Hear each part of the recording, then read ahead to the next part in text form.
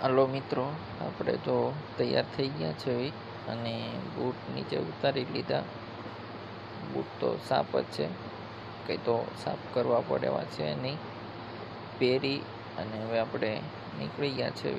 જો નીચે દાદર ઉતરું છું મિત્રો, અને આપણી ગાડી પડી, ગાડી લઈને નીકળી ગયો છો.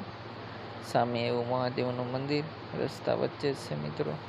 દર્શન કરી અને થોડોક આગળ ચાલ્યો એટલે એક સિંગવાળા કાકા મળ્યા.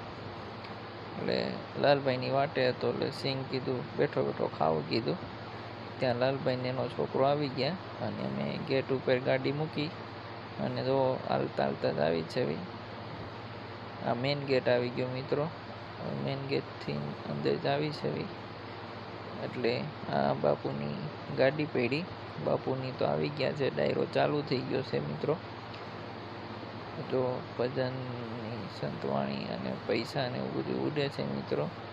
આ દાનબા બાપુ પૈસા ઉડાડે છે મિત્રો. અને બાપુએ પ્રવચન આપ્યું વ્યસન મુક્તિ માટે અને બધું ઘણી ખરી વસ્તુ માટે. પછી બાપુ વૈયા ગયા.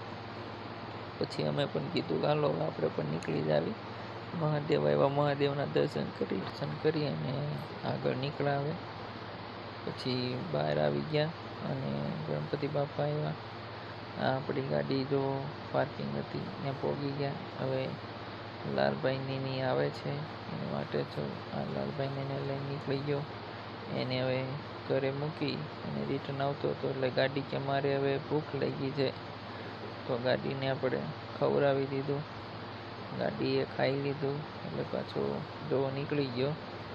તો ક્યાંક આગ લાગી હતી, બોમ્બાવાળા ભાઈ જતા હતા કંઈક.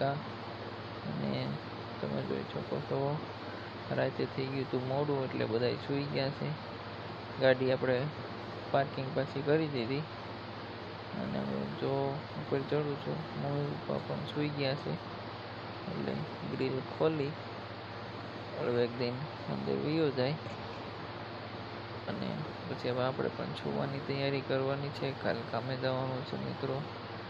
આ જો આવી ગયો અને ભૂખ લાગી હતી એટલે કેળા પણ લેતો આવ્યો. કેળા ખાઈને અને સૂઈ ગયો છું મિત્રો. પાછા મળવી